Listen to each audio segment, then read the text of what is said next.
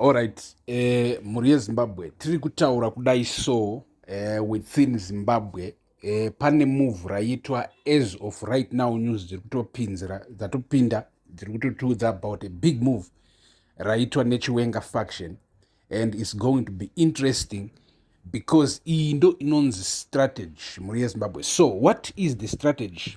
So according to insiders, this time it's not this one or that one, it's insiders.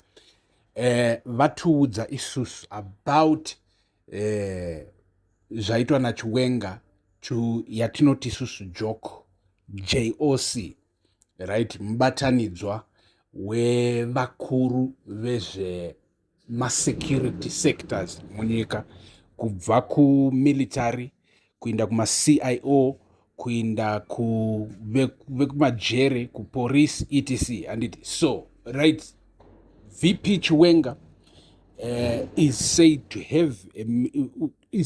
to have had a meeting that just took place today, nevakuru ava, and zvazotaurwa imomomo muri yeZimbabwe, according to our insiders vari kutiudza about what was said in that meeting. That's the most interesting thing, because right now mujok, the big story, the agenda on the table inyaya state security, state peace, and the problem that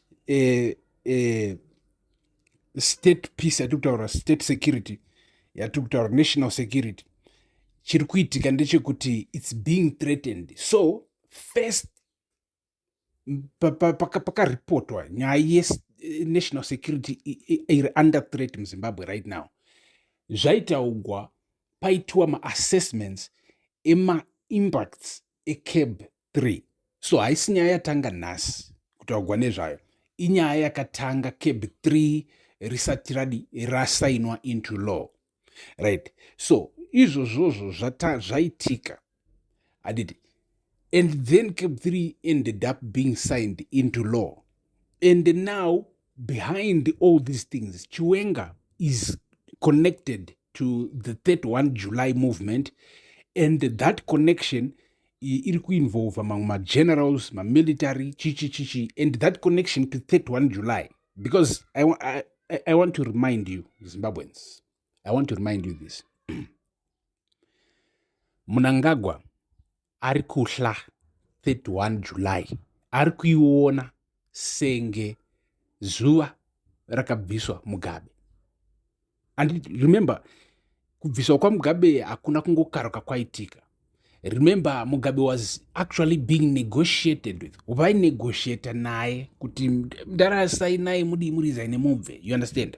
This is the same political machine that is still in power muZimbabwe, yakabvisa Mugabe. So even kubva kwaMnangagwa unongobva zviri kutaurirana mukati, dialogue and everything.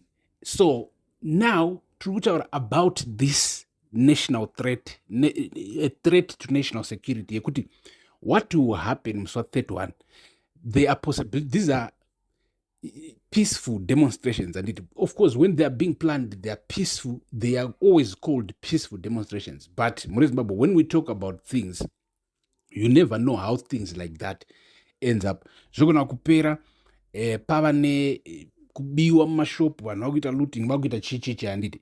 So you have to understand that is a threat to the national security. So JOC ndo joint operations command ndo munotaugwa pamusoro pezvinhu zvakafanana nezvezvi, ende Chiwenga ndo kwaari ikokoko ari kutaura these guys about these things.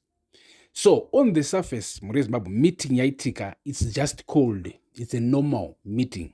But from those who know, vari mukati vari kukuudzai kuti it's a different meeting, because Chiwenga ari kureiza nyaya. In fact, vari kuti 31 July is a bad thing, is a bad day, rokuti state security apparatus must be watchful and for it, But Chiwenga is saying it's not 31 July, which is the problem. It's not the marching, which is the problem. The threat to national security is not the 31 July.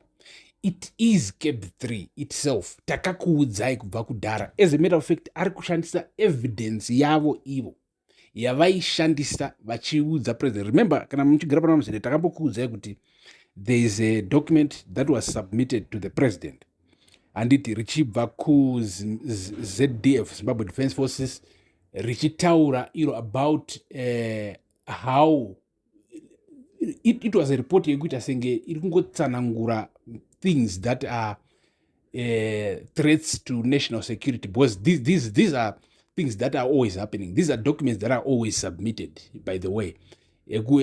My assessments to write what is happening in the country. So Cape 3 has been on that list for a long time. Ichi submit kuna president and it, but ndo paitaikudza paya pachiti president na general Matatu azotadza kunzwisana vazviita se zvaitika. Because of that, Cape 3 was being taken as a threat to national security, to national stability. And it, so now Cape 3 rapasiswa that national instability yatagone zvayakuda kuitika, and it through demonstrations, through whatever. Makavanzwa vakumana vachitaura kuti we will use every democratic way possible, must stay away machichichichi. It's not only kuti kwaika muswa 31 wasvika zvobva zvapera, zvinhu zvichiramba zvidi zvichiitika handiri mupaona. So izvo zvokonzeresa even a stop to economic activity, which is the whole thing, which ndo inonzi nyika yacho handiti. So kana ikakonzeresa a stop, a halt to economic activity, tatova neproblem munyika. And then ivava vari kuti that's a problem, that day is a problem, that march, that whatever yakarongwa, it's a problem. And but we are kuti no problem iCape 3. Cape 3 is the source yedambudziko. So zvaizvozvo zviri kubayana muri Zimbabwe, regai zvibayani mumaofisi ikokoko. Isusu chedu panapa neni Super Nexus munoziva kukuudzai maupdates akafanana neayaya, because tinge tirimo tichicollecta information so that mazimbabweans anogara ari up to date, hamusaririri, hamurasiki. Thanks to the members who are paying, subscribed paying members every month, vanova ivo fuel yemuzinda wevanhu kuti urambe uchienda kumberi. If you are not joined, if you haven't joined yet, you can join. Thank you for watching. Stay tuned. Peace. Rugare.